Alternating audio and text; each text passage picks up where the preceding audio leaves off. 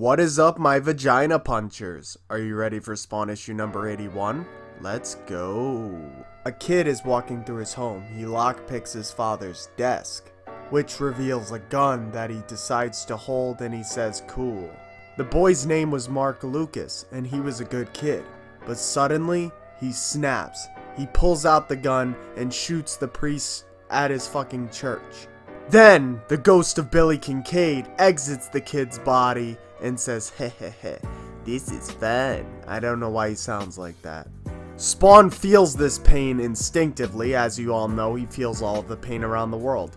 And as soon as he feels this pain, he fucking leaps out of the building that he's in like fucking Superman, and then lands on top of a rooftop so he can figure out what has happened. Sam and Twitch are baffled about what has been happening. They know about the murders, they've been seeing it on the news, they've been seeing it on TV, and Billy Kincaid wrote his writing on their fucking walls. So they don't want to believe that it's Billy Kincaid, but they know if Al Simmons can come back from the dead, then it's not too unrealistic for Billy Kincaid to come back from the dead either. Sam and Twitch also know that if they fail this case, then they'll lose their reputation that they just gained. Mark Lucas cannot believe what he's just done. He's pretty much going batshit crazy because he doesn't believe that he can redeem himself in the eyes of God. Since Spawn is in pain, he goes to Cog and he tells him, it's happening again. They're getting inside of my head. And Cog says, yes, actually, I've learned some more about the symbols. Follow me. So the symbols that are on the necks of these people that Spawn was finding are essentially demons that hide within people.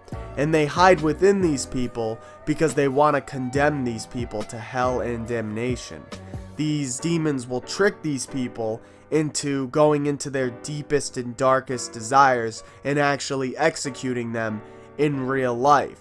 So, for example, Dr. Frost didn't exactly do it all on her own. The demon, made her want to do it. So Spawn asks Cog, how do we beat this dude? And Cog's like, I haven't had the slightest clue. See, Marcus was tricked by these demons, which aka this demon is Billy Kincaid. And he knows that he can never come back from this. He knows that he can never grow up to be a doctor or whatever the fuck he wanted to be. He knows he'll never have a future besides just being a killer.